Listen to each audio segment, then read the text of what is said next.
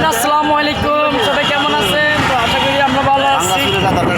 ঢাকার অবস্থা দেখছেন, একবার ঘাট সব ফাঁকা। সাথে আছে আমাদের কামাল হোসেন সম্রাট।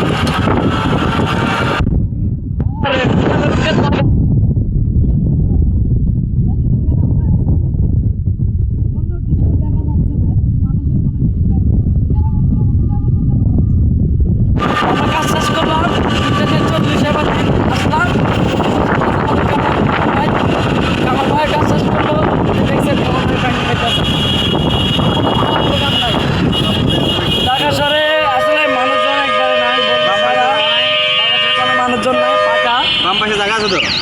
ঢাকা শহর একবার ফাঁকা হয়ে আছে, গ্রাম অঞ্চলের মতো। কেন যে আমরা গ্রামে আছি, তো আমরা কাজ কাম শেষ করে এখন বাসার দিকে রওনা দিলাম।